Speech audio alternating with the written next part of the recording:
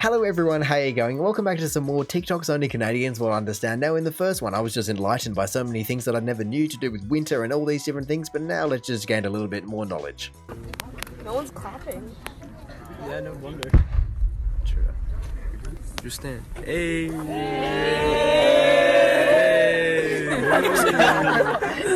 He's laughing.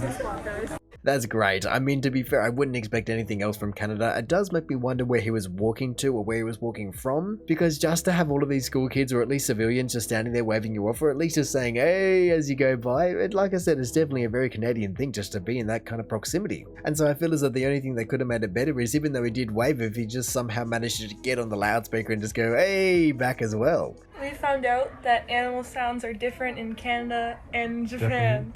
Okay, Yeah. that makes sense. Yeah. So we're gonna show you. One. Dog. Wong. Oh yes. Woof got it. woof. 嘘つけ Cat. にゃーにゃ Meow. Yeah, like nyan. Meow. Yeah. A horse. ー。へへー。 Wait, what? Hey. ねえ What was that one? I've never heard that before. Was that hee hee? へへー。 It is, it was. What am I listening to? Like I said, I've never heard of that one before, and I mean, I guess depending on how you pronounce it, it could be coming out like that, but my goodness, hee hee doesn't sound like any horse I've ever heard. Cow. もうも Moo. う。おう。 Mm. Okay, pig. ブヒブヒ。 What? That's great as well. Oink oink. ウィンクウィンク。 Oink. ウィンクウィンク。 That's crazy. Okay, chicken. コケコッコ Okay, that's fair Buck. enough. Buck Yeah. buck or cock-a-doodle-doo. ー。ああ、yeah. That's a rooster. But no, they were absolutely fantastic. I mean, I think my favorite two were horse and pig. Just between those two, you can really just see how people are interpreting different sounds, or I guess onomatopoeias, in their own language. I mean, she does go on to say oink oink, and to be fair, I've never really agreed with that one. I feel as though it's fair enough if you're just going to be writing that word in a book, but to actually say it, it's not really realistic. I think I like his more. Oh, here we go.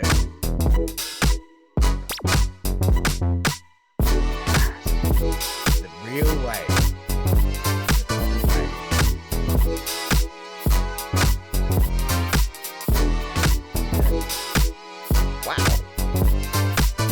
On an open fire, or I guess not an open fire, but that was just a fireplace. I guess they are just boiling it on the top of the stove to be able to reduce it, but then you just cut to this, and I can certainly see how, I mean, I can only imagine that's a couple of hours, and so when you have an entire forest, how you can really start pumping out some bottles. And like I was saying, I now know that this is the real, true Canadian method, none of that American stuff that was just being completely industrialized. No, you gotta tap those trees. I'm Canadian, remember? We celebrate Thanksgiving in October. Oh, right, I forgot. You guys are Really? weird. You pronounce the word out.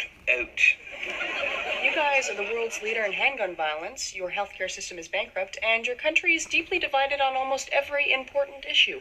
Whoa. Your cops are called Mounties. Canadian things Americans think are weird, part 4. Wait, what? Your cops are called Mounties? Surely that is just talking about mounted police, not all cops in general. I mean, I know that there's a history in terms of where they originally came from, but my goodness, surely not every single one driving in a car, just on their feet, it can be called Mounties. Canadian things Americans think are weird, part 4. Here we go. Yes, our milk does come in bags. Typically, it's 3 bags within one larger bag. You can still get cartons, and some people will do this, but it's way more popular for people to drink it out of these bags. I cannot tell you the amount of times I have cut the hole for those bags too big, and the milk's gone all over the countertop. Also, we put it in these pitchers, and that's how we store it in the fridge. I just don't get it in terms of it just seems so inefficient. I mean, I know I've been explained as to why you want to do it and why you don't want to do it and all these different things, but I don't know, it just doesn't seem right to me. And I mean, whenever I get to see one of these bags, I just cannot seem to see or even just fathom where those 3 bags would be hiding in there, because, well, I'm seeing a blue bag and that's about it. I don't see 3 separate segments, unless she's talking about, actually, is that what the largest ones are? Are these opaque bags with all the branding and everything? Is that the bags of milk, and then you get 3 of the, I guess, the cleary blue, whatever color they want to make it, bags in that bag? Maybe that's what they're talking about, because like I said, I've never seen a bag like the one she's holding just then split up into 3 with 3 other bags in it. Canadian things Americans think are weird, school edition. We will never say 5th grade, 6th grade, or 7th grade. Instead, we say grade 5, grade 6, or grade 7. We also never say freshman, sophomore, junior, or senior, but for us, it's grade 9 through grade 12. And then if you're in university, it's first year, second year, third year, or fourth year of university. Yep. We also never interchange the words college and university. Oftentimes in America, people will use this to mean the exact same thing, but for us, one is a certification and one is a degree, and we separate them. In Quebec, which is the French part of Canada, they finish high school at grade 11. It is the only province in the country to do this. Hang on, you finish in year 11. I mean, what do you do then? Do you then just go immediately onto university if that's the path that you've chosen, or how does that entirely work? And look, I will absolutely admit that the US school system is all over the place in terms of trying to understand it. There's just so many words that don't really describe what year or whatever you want to call it you're actually in. Like freshman, I guess you go, okay, I can kind of get fresh out of there, but sophomore, that could be either first, last, or middle, I don't know. I mean, I did find it interesting that Canada reverses the order back to more like the UK and Australia and all those routes, you know, instead of saying 5th grade, they say grade 5, and like we say year 5. And so it does make me wonder, how do Canadians write the time and the date and all those things that are interchangeable depending on where you live, you know, either correct or just USA? Okay, fellow quarantine friends, here's a nice little snack if you got some snow, really great for the Canadians out there. So basically boil some maple syrup, boil it a lot longer than you think you need to boil it, and then run outside and find a clean spot of snow, and then lay it flat out like that, and then grab your popsicle sticks, and then you just start rolling there. You can see my sister doing it, and then I start going there, but like wait a little longer for the maple syrup to actually get cool with the snow. We did not do that, so that's why you see us struggling. But anyways, eventually we got it to work and hardened on that stick, and then you have a nice little snack that you can just eat on up. So go crazy. That's crazy that that even works like that. I mean, I guess I shouldn't be too blown away by the fact that you can just melt something using heat and then re-solidify it when it just gets dumped in ice, but at the same time, the fact that it doesn't really change or just burn or anything like that, you know. I mean, to be honest, I don't know the recipe and just method for making toffee, but I can only imagine there's going to be a very similar thing, but this one just also gets that maple syrup flavor, which is just going to add an entirely different thing, and then also just mix it in with the Canadian snow. There really aren't too many more things, or at least foods that combine so many Canadian elements into one tasty treat. Oh, the classic, which I had no idea about. Oh, I can't imagine it. It's so frustrating watching it. Oh, okay. Oh, I thought the handle was gonna go. Oh my goodness.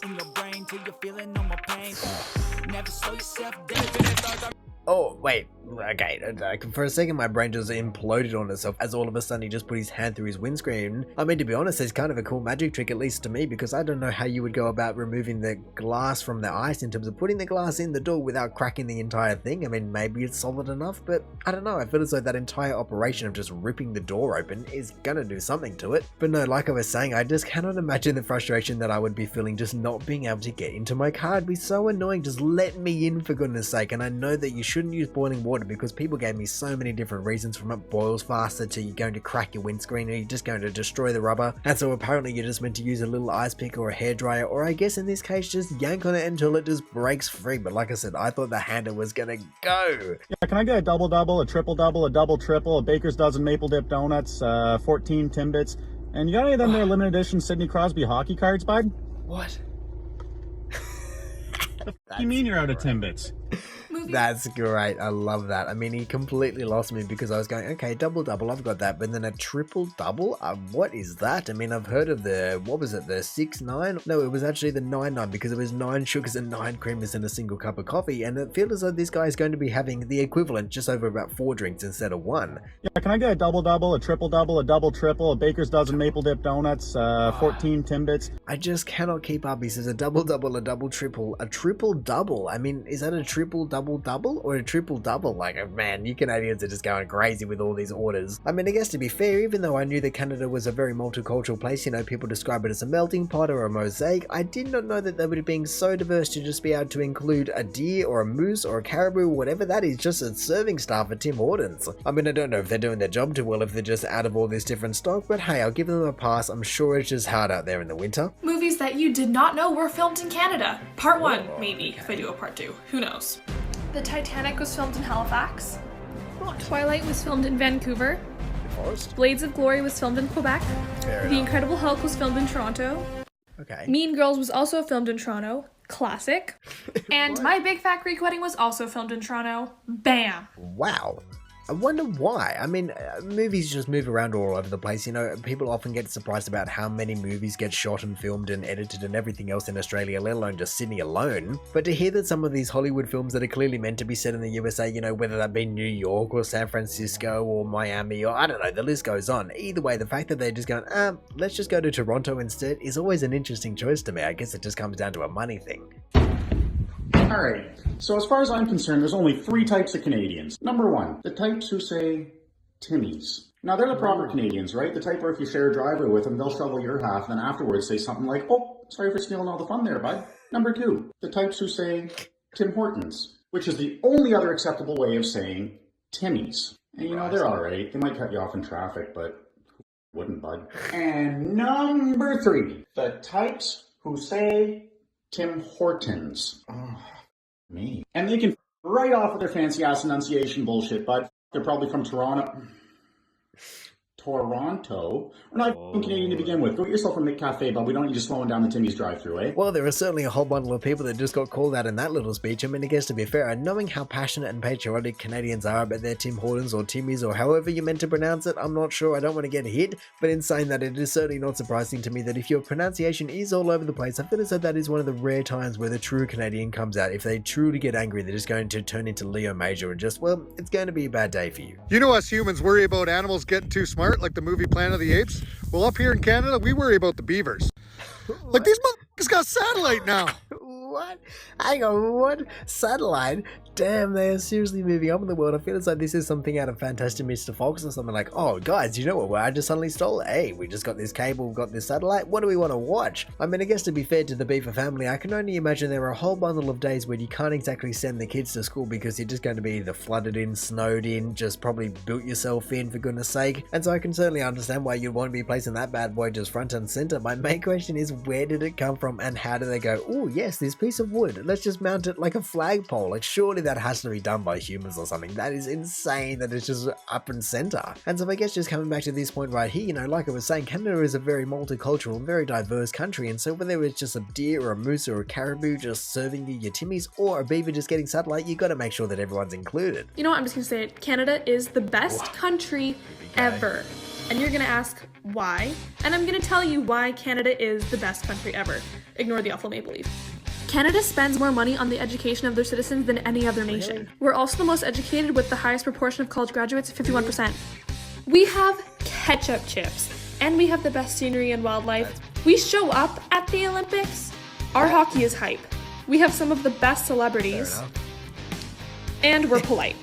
All good traits to have. I mean, there are a couple of things in there that I definitely question. I mean, amazing scenery and wildlife is not one of them, but highest percentage of college graduates is definitely one that I see just thrown around between like number 5 and number 1 and number 2 and number 4. And I mean, I'm definitely not saying that Canada doesn't have top-notch education, but at the same time, I don't feel as though anyone really beats the Nordic countries in that, not with their 70% tax rate or whatever it is. But then I guess to be fair, from what I've heard, there really isn't too many things that can't be just immediately balanced out by ketchup chips. You know, you might have something really negative about the country, but all of a sudden a big bag of chips comes out like that and everything just goes away. All of a sudden everyone is polite, all of a sudden no one is cutting each other off, there's just snow on the ground again, and really it just becomes a Canadian wonderland. But hey, once again, just an incredible little insight into the daily lives of Canadians, where some things I just don't know how you do it. Having to break into your car every day of winter is just not going to be for me, but seeing some of the other things that Canadians have at their disposal and just get to use every single day is certainly enough to pique my interest and just try to understand them just that little bit more. But anyway, in saying that, I reckon I'm going to call it there. So thank you for watching this video. If you did enjoy it, feel free to the YouTube algorithmic things down below.